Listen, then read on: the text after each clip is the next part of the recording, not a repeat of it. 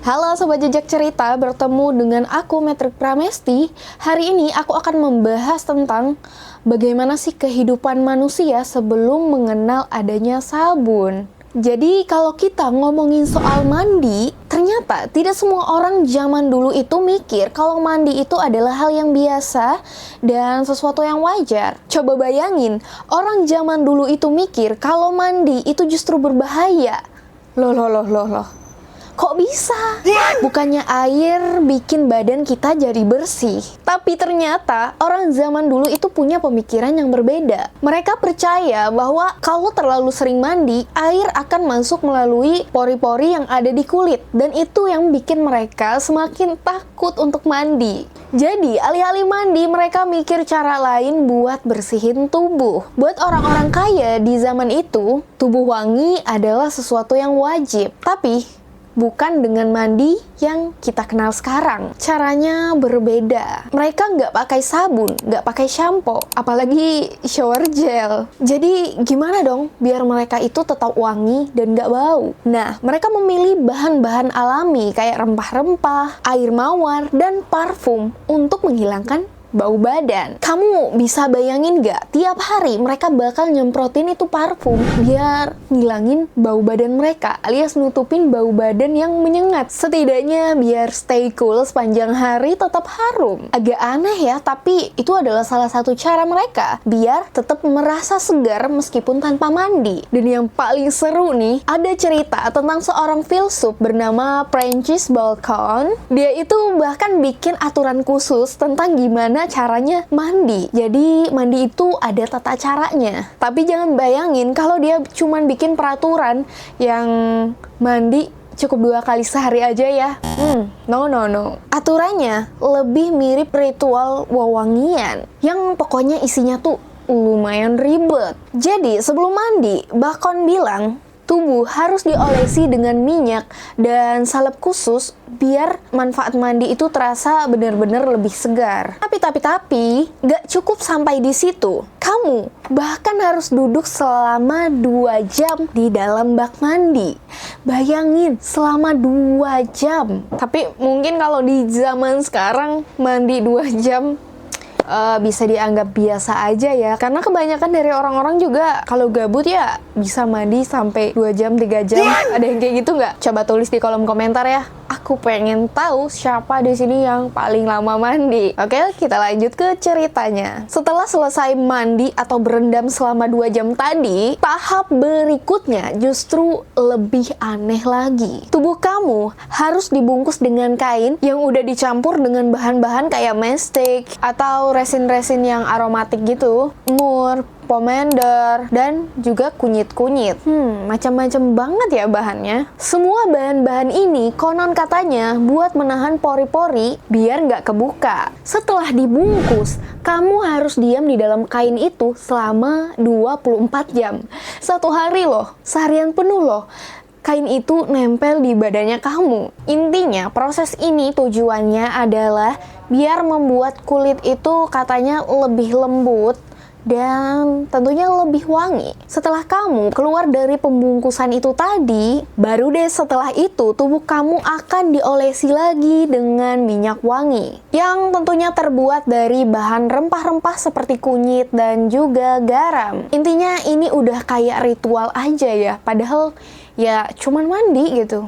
Mungkin kalau kita pakai cara itu sekarang, bisa-bisa satu RT bisa mencium aroma tubuh kita yang wangi. Tapi wanginya mungkin lebih ke wangi rempah ya. Bicara soal kebersihan tubuh di zaman dulu, ternyata mandi juga nggak cuman buat bersihin kotoran dari tubuh. Justru orang di zaman dulu itu mikir kalau membersihkan tubuh itu tujuannya adalah untuk mengusir aroma yang tidak sedap atau bau dari tubuh. Tapi kalau kamu kira itu yang paling aneh, tunggu dulu. Ada ahli kebersihan dari Prancis di abad ke-16 yang sarannya itu lumayan unik. Dia bilang, cobalah untuk menekan kulit dengan menggosok-gosokkan bunga mawar itu ke seluruh tubuh.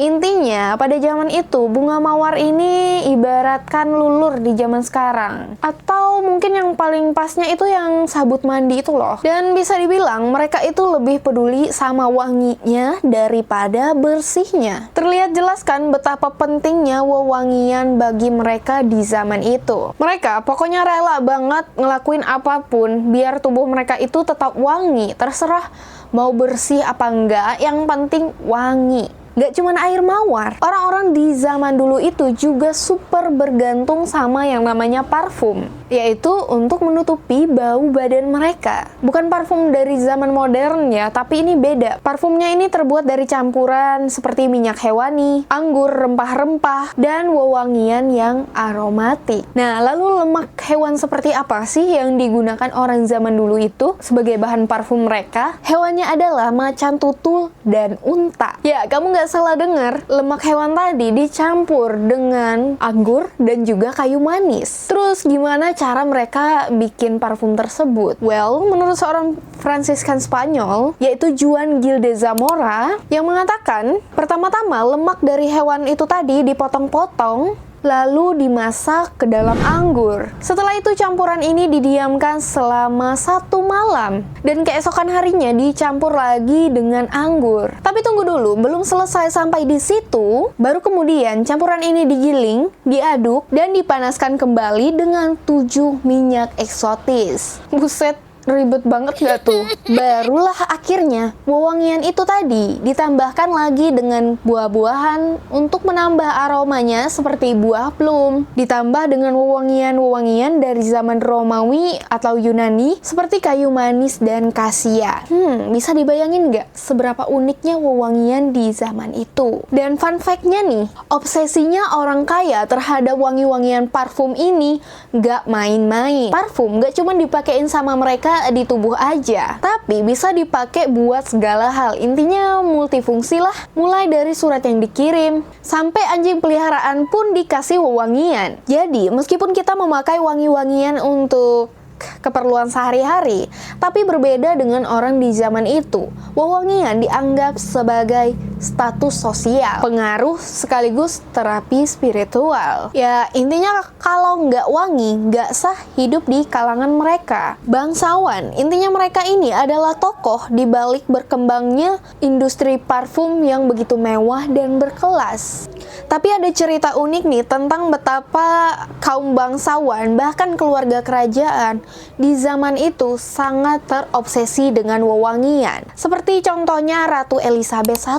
Ketika dia menjamu delegasi duta besar Prancis, dia sampai nyiapin 2 meriam yang tujuannya itu buat nyemprotin itu parfum yang tentunya sangat-sangat wangi. Bayangin, 2 meriam ditembakkan. Kok bisa ya meriam jadi bahan buat semprotin parfum? Dan boleh ditiru juga sih.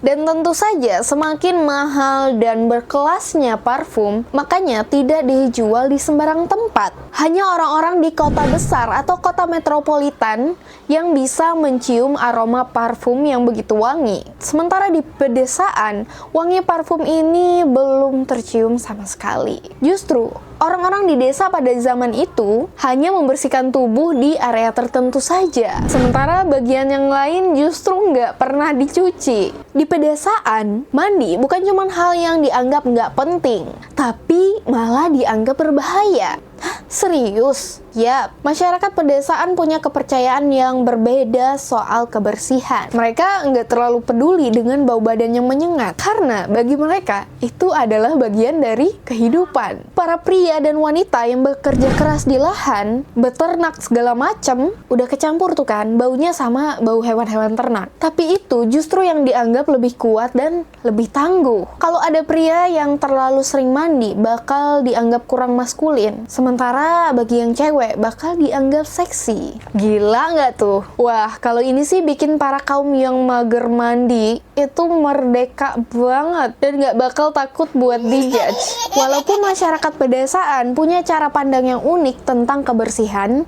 dunia nggak selalu diam. Begitu revolusi industri datang dan orang-orang mulai pindah dari pedesaan ke kota besar, toleransi soal bau badan yang menyengat mulai jadi perhatian. Apalagi dengan semakin banyaknya pendatang dan terbukanya pabrik-pabrik, masalah bau semakin terasa di kota. Pabrik-pabrik yang mengeluarkan bau tidak sedap seperti sampah dan limbah membuat kota menjadi tempat yang penuh dengan polusi dan bau tidak sedap. Dan ini dia pemicu gerakan utama reformasi sanitasi yang muncul di kota-kota besar Eropa pada akhir abad ke-18 dan awal abad 19. Kalau kota udah mulai bau, nggak ada yang bisa diam.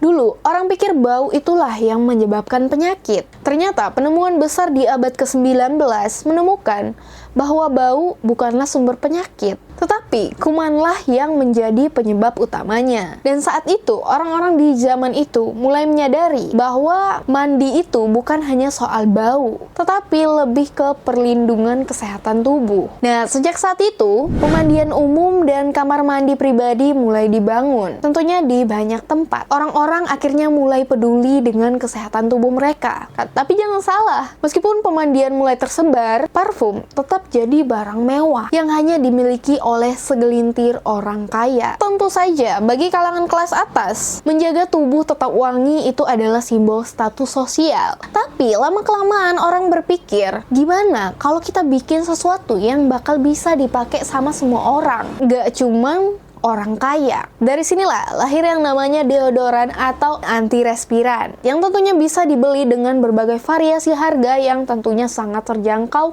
bagi kalangan masyarakat. Jadi sobat cerita, itu tadi tentang bagaimana cara orang di zaman dulu itu menghilangkan bau badan mereka. Jika sobat cerita menemukan ada kekeliruan di yang aku ceritakan tadi, boleh banget diluruskan di kolom komentar. Terima kasih yang sudah menonton video ini hingga akhir. Sampai jumpa di video berikutnya.